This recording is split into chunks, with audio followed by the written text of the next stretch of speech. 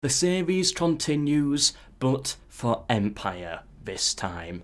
5 factions I would love to see for Empire Total War.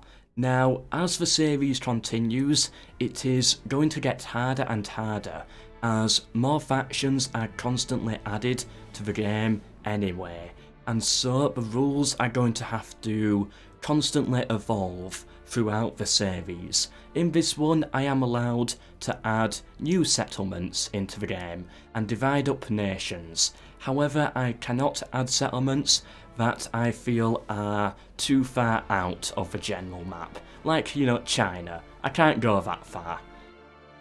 The first faction would be very interesting to see and would also work historically.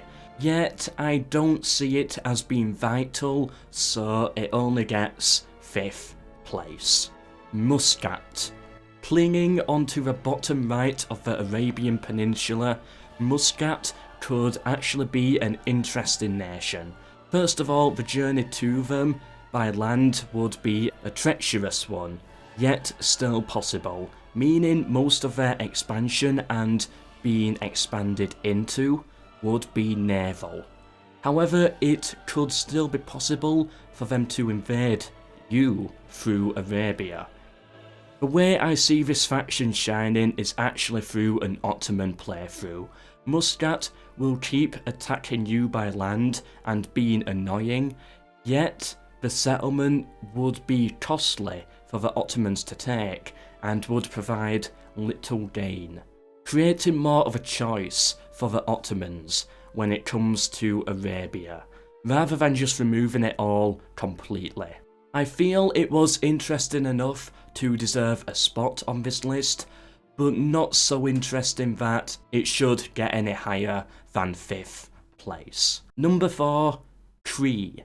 This would be a First Nations faction that would dominate the uncolonised Canadian regions to the west. This region is lacking. There is a massive gap with nothing going on in this space, so adding Cree in there could be a nice way to fill it. It therefore deserved a spot, but I could not rank it higher, as although it would be an interesting nation that fits for historical reasons, it's really only there to fill in the map. Number 3 is here for very similar reasons, but I believe it could work for gameplay just that little bit more. I've never liked how the Papal States looked, so I decided to add Tuscany to firstly take a chunk out of a Pope's land and make it more accurate, and secondly to divide Italy up a little bit more. I feel it could do with just one more faction to truly represent the Italian situation. Tuscany is mostly here for historical reasons and the fact that it would look good on the map. However, I feel it would add a little bit more gameplay to Europe and the Italian wars than Cree would add to the Americas. Tuscany was actually meant to be a part of the game, but it got cut before the game could release. I made a cut content video covering all lost factions from Empire Total War, if anyone is interested. 2 honourable mentions now, and they are both here for the same reason. Although I believed Italy needed one more state to complete it, I don't feel this is needed for the German region.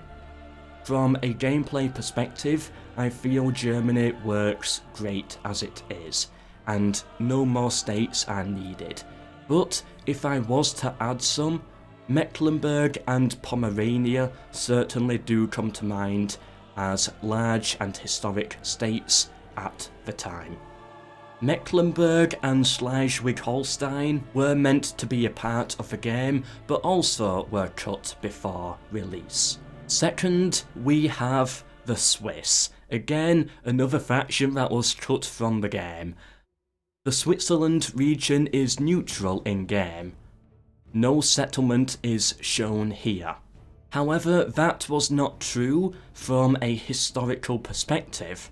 Well, obviously, MELKOR, there was not just one massive void right in the middle of Europe. Be quiet, stupid Fez. What I mean is, Swiss neutrality was not a thing until 1815, 115 years after the start date. Switzerland did actually have a very active history and was quite reasonably involved in Europe. Switzerland could be a very interesting mountainous faction that features the Swiss Guard, maybe reshape the Alps a little too, so that the Swiss capital of Bern controls one of a few mountain passes in and out of Italy. And here we are with first place, the most interesting faction that I think could make its way into Empire. And I have actually gone with two factions, as both would be incredibly similar. Malaria and Moldavia. These two at the start date did exist, however as vassals of the Ottoman Empire. This was a front-line battleground, and so the occupation of these two nations often changed hands. However, for most of their time, they were their own states, with their own cultures. This could actually create a very interesting dynamic, having these states as buffer states to the Ottoman Empire, or buffer states to be used against them if you can conquer these regions. Also, the factions trying to gain independence could make for interesting let's plays. Also, given their unique culture, I can imagine some very interesting unique units that will be available to them.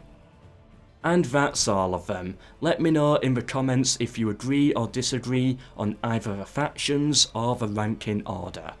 I've been MELKOR, subscribe for more future episodes. We have done quite a few in this series already. Check out the full playlist. Share with anyone you think would be interested. Hope you enjoyed it, and for now, goodbye.